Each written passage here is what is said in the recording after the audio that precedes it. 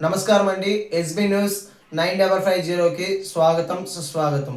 ఏ రోజు వార్త ఆ రోజు మనకు అప్డేట్ కావాలంటే ఎస్బీ న్యూస్ 9550 ఛానల్ను మీరు సబ్స్క్రైబ్ చేసుకుంటే ప్రతిరోజు వార్త మీకు అప్డేట్గా ఉంటుంది.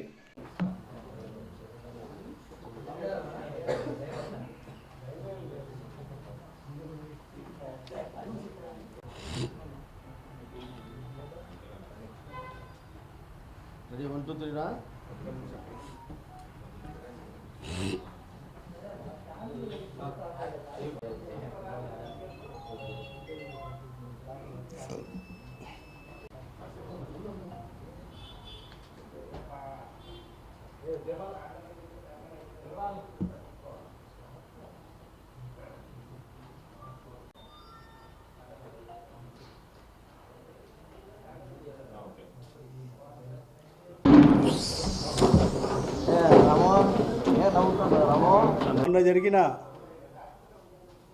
ఎన్టీ రామారావు గారి 30వ వర్ధంతి సందర్భంగా ఈ రాష్ట్ర ముఖ్యమంత్రి నారా చంద్రబాబు నాయుడు గారు ఒక కార్యక్రమంలో మాట్లాడుతూ ఆయన మాట్లాడిన ప్రతి మాట నిస్సిగ్గుగా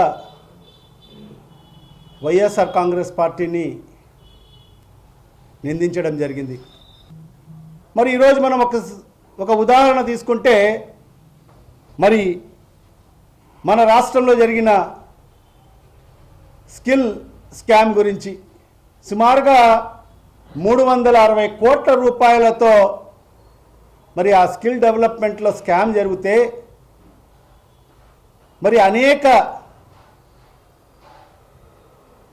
దర్యాప్తులు చేసి మరి ఆ స్కామ్ జరిగిందని నిర్ధారణ చేసిన తర్వాతనే మరి ఆ రోజు చంద్రబాబు నాయుడిని కూడా అరెస్ట్ చేయడం జరిగింది. మరి ఇవాళ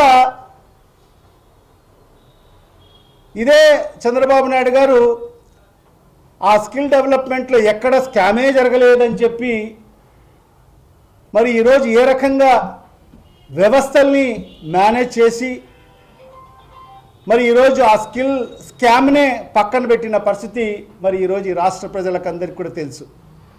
సర్వే రాళ్ల పేరుతో 700 కోట్ల రూపాయలు వృధా చేశారని చెప్పి మరి అదేవిధంగా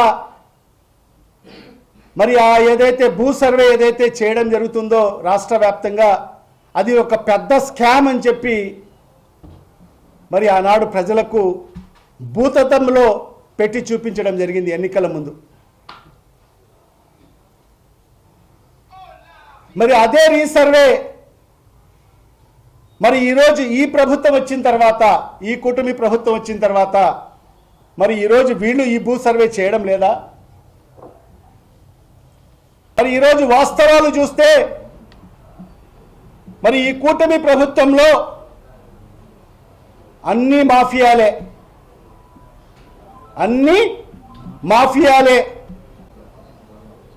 ఈరోజు మద్యం మాఫియా చూసుకుంటే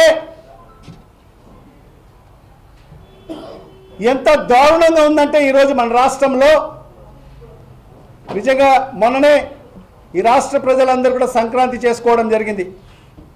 మరి ఈ రాష్ట్రంలో ఏ ప్రజలు కూడా సుఖ సంతోషాలతో సంక్రాంతి పండుగలు నిర్వహించుకోలేదు. మరి ఈరోజు ఈ రాష్ట్రంలో సంక్రాంతి పండుగ బ్రహ్మాండంగా ఎవరు నిర్వహించుకున్నారంటే ఈ రాష్ట్రంలో ఈ కూటమి ప్రభుత్వం కోడి పందాల రాయిళ్ళు,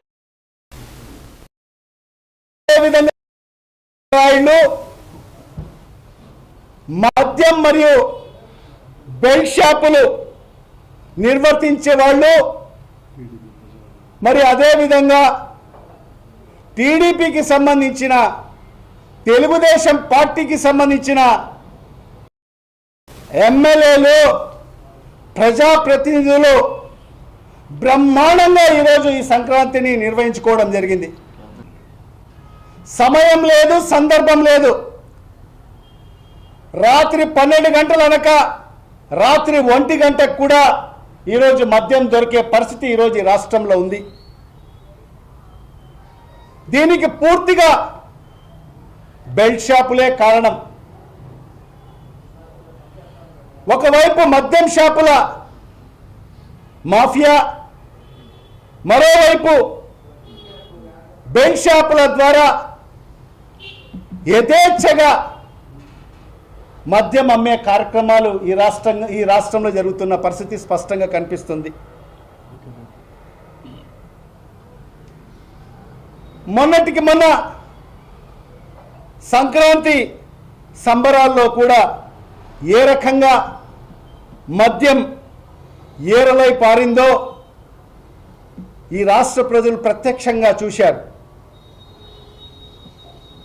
కోడి పందేల రూపంలో అయితేమి, మరి బెల్ట్ షాపులు ఏర్పాటు చేసుకొని మరి అక్కడ ఏ రకంగా ఈ మద్యాన్ని అమ్మారో కూడా ఈ రాష్ట్ర ప్రజలు గమనించాల్సిన అవసరం ఉంది. స్వయంగా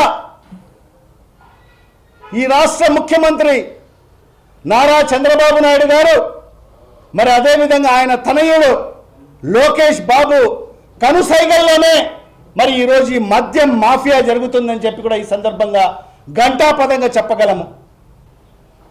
ఎప్పుడు ఎక్కడ అనుభవం లేని సంస్థలను తీసుకొచ్చి మరి ఈరోజు ప్రభుత్వ భూములను అప్పనంగా వాళ్ళకు అంటబెట్టే కార్యక్రమాన్ని యథేచ్ఛగా ఈ ప్రభుత్వం మరి ఈ రాష్ట్ర ముఖ్యమంత్రి నారా చంద్రబాబు నాయుడు గారు చేయడం జరుగుతుంది. లంచం,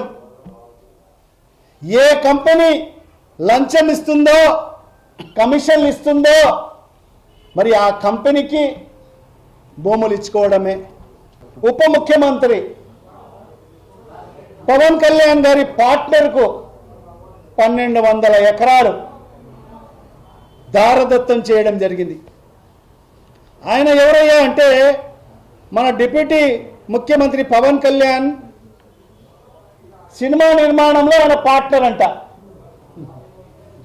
ఆయన పేరు టీజీ విశ్వప్రసాద్. మరి ఆయన కంపెనీకి మన కర్నూలు జిల్లాలో ఓర్వకల్లో ఈ మొబిలిటీ పార్క్ అభివృద్ధి పేరుతో 1200 ఎకరాలు, అక్కడ ఒక ఎకరము సుమారుగా ₹1 కోటి ధర పలుకుతుంది. అలాంటిది కేవలం 15 లక్షలకు 1200 ఎకరాలు మరి ఈరోజు మన ఉప ముఖ్యమంత్రి గారి పార్ట్నర్ అయిన విశ్వప్రసాద్ గారి కంపెనీకి మరి ఇవ్వడం జరిగింది. నీ తాత సొమ్మ, నీ హెరిటేజ్ సొమ్మ, నీ అబ్బ సొమ్ము ఎక్కడైనా ఒక ఎకరా 99 పైసలకి, నీ హెరిటేజ్ భూములు ఎక్కడైనా 99 పైసలకి. ఎవరు ఇచ్చారు నీకు అధికారం? ప్రభుత్వ ఆస్తులను కాపాడండి అని చెప్పి మీకు పట్టం కట్టడం జరిగింది. ప్రజల ఆస్తిని కాపాడండి అని చెప్పి ఈ రాష్ట్ర ప్రజలు మీకు పట్టం కట్టడం జరిగింది. అలాంటిది నా ఇష్టము, నేను ఎవరికైనా ఎంతకైనా ఇచ్చేసుకుంటానని చెప్పి ఖచ్చితంగా ఈ రాష్ట్ర ప్రజలకు దీని మూల్యం ఖచ్చితంగా భవిష్యత్తులో చెల్లించుకోవాల్సిన పరిస్థితి ఏర్పడుతుంది.